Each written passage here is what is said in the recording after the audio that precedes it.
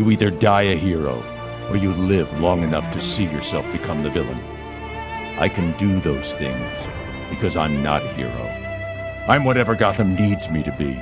They'll hunt you. You'll hunt me. You'll condemn me. Set the dogs on me. Because that's what needs to happen. Because sometimes the truth isn't good enough. Sometimes people deserve more. Sometimes people deserve to have their faith rewarded. You gonna mark your territory? Okay, mark your territory, babe. All right.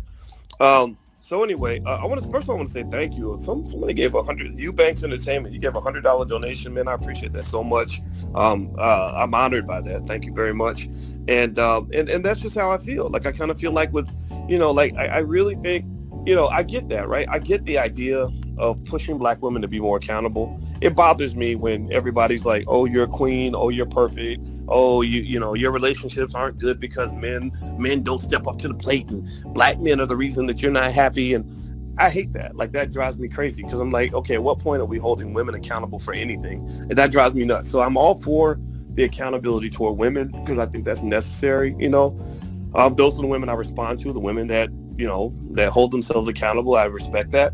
But then I think also with the men, we can't let ourselves off the hook. Like, seriously, like, how can you say you love the Black community when you literally are dishonoring the mothers who give birth to the children that are going to hold up the next generation? Look, if you're 40 or 35 or 30, you're not going to be young forever. One day you're going to be older. And these young kids where you're saying fuck the children, and I don't want to date no woman that got kids, man. Forget these damn kids. Well, those are the kids that they're looking up to you. Those are the kids that need your guidance. They're the ones who are going to take over when you're done.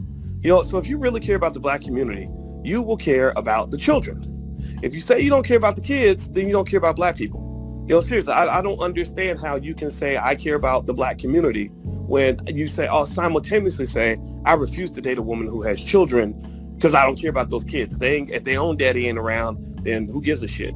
And maybe I'm biased because my own father wasn't there, and if another man had not sacrificed his life, my father married us. My father married me and Alicia this week.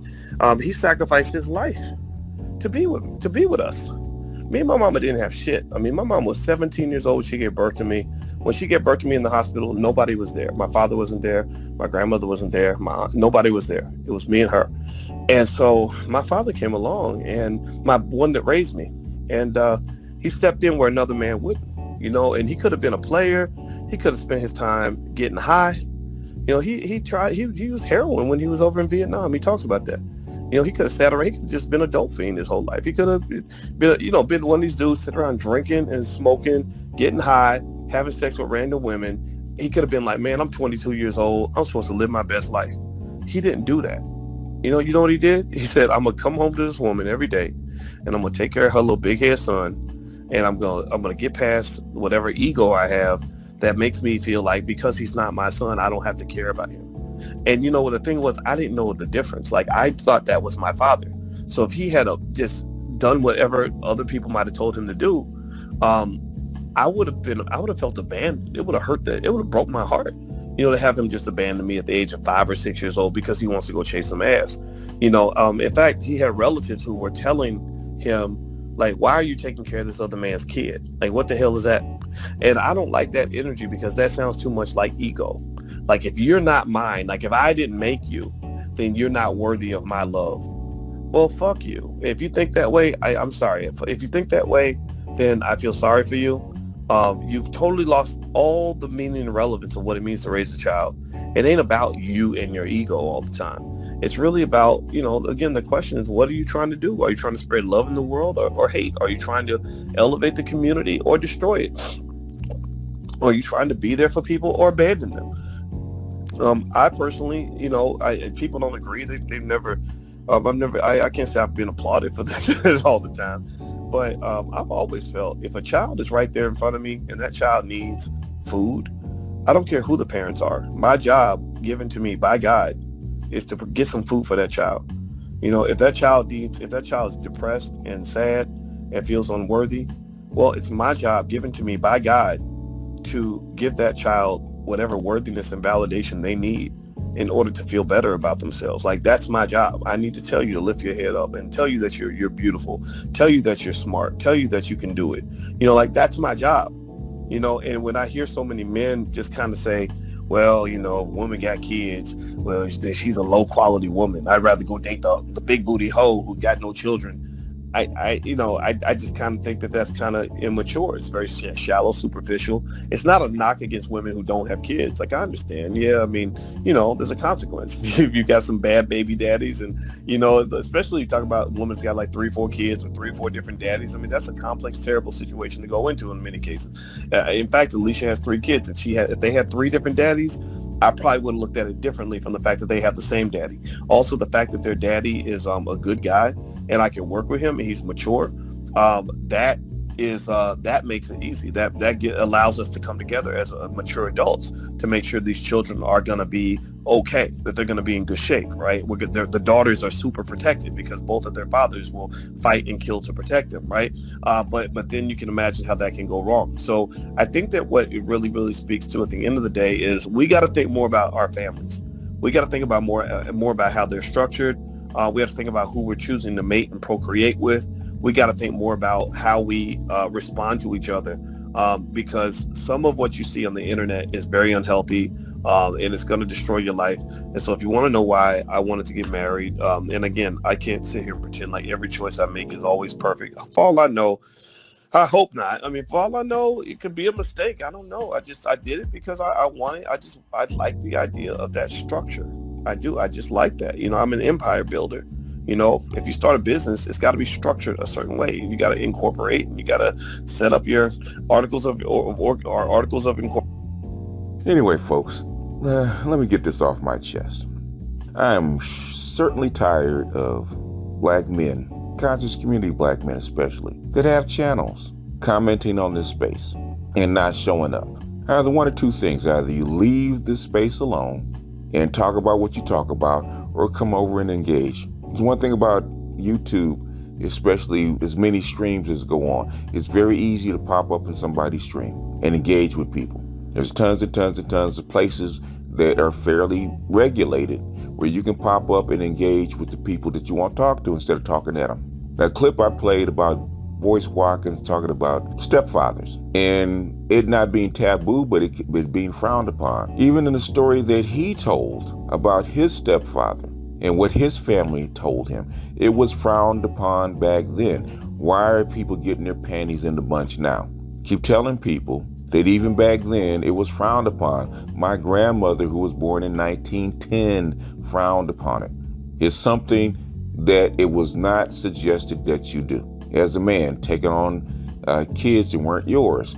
Now, there was always a caveat. If you had kids and they were with you and she had children and they were with her, it's better for 2 people to come together and raise their family. There's always caveats. Now, can it be noble for a man to take on a single mother and her child or her children? Sure, it always was noble.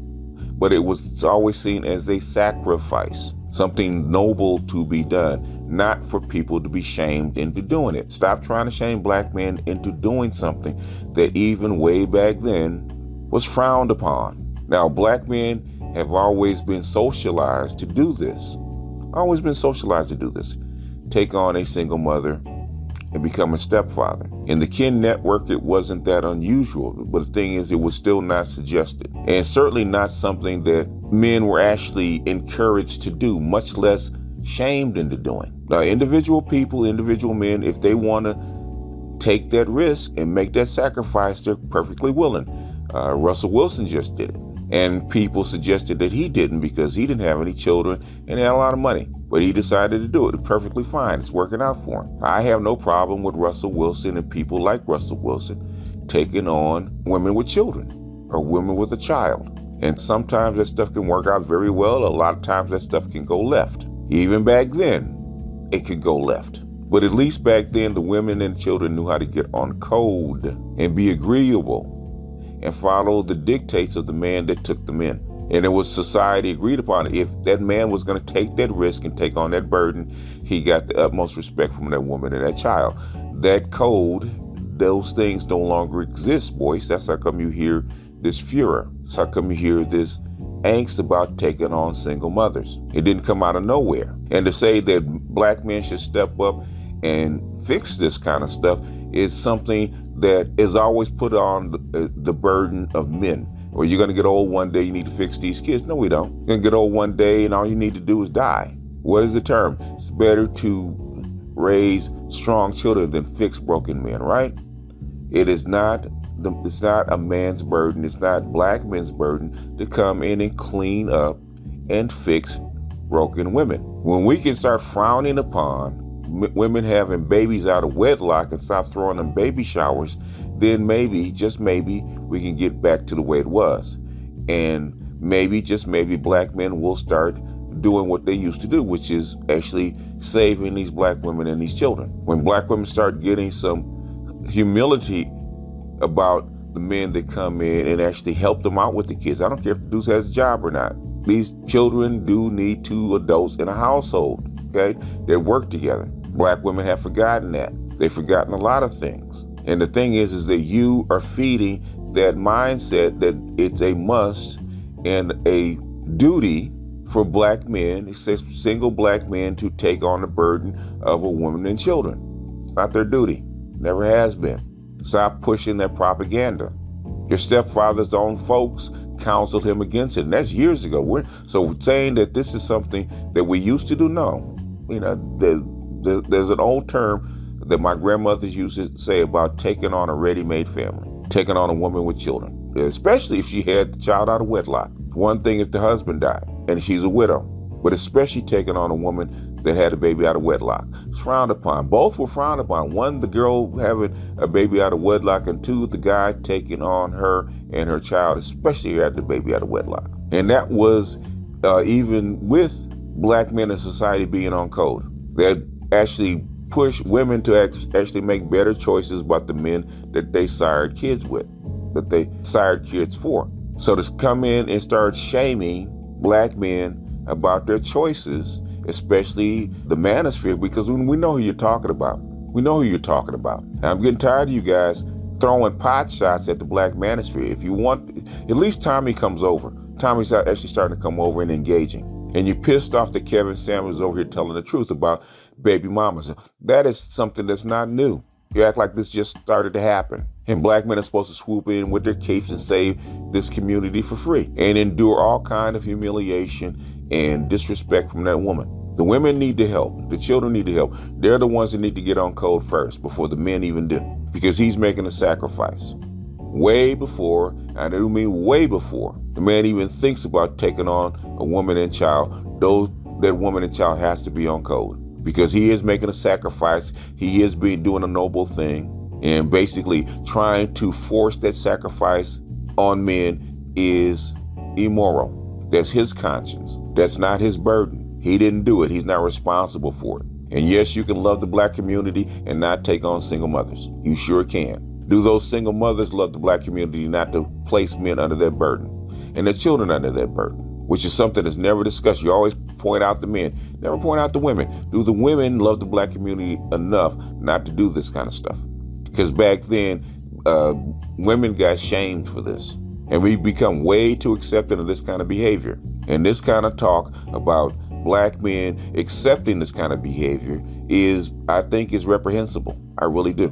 Black men have laid their bodies down for centuries, saving this community, protecting their loved ones, trying to push this rock forward. A lot of us boomers did that stuff in the 80s when black women went off the rails and started having babies by all these drug dealers. And so when the drug dealer went to jail, guess what happened? Somebody had to take up the call and take up the slack with these women and children. Did we catch them all? No.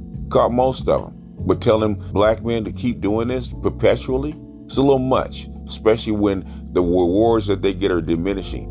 You can't even raise proper black boys. The women can't even dedicate themselves to raise proper black boys so that there will be men to come in and save the community. So I don't blame them about not wanting to date or marry a wife up single mothers. They shouldn't.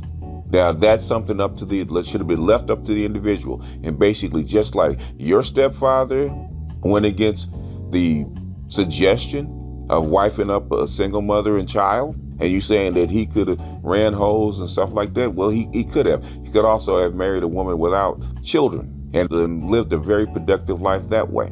Now, was his sacrifice noble? In your case, it was. And nobody's frowning on him for doing it. There's lots of stepfathers that did that stuff. But you to impress that this should be a requirement of black men to do this, that's a little much when it's never been a requirement for black men to do this. And to lead to that it should be, I think is a little much. Stop talking about the gander without talking about the goose. That's all I'm saying. Just had to get that off my chest. With that, I'm going to jump off here. This is BGS out, and I'll see you guys on the next one.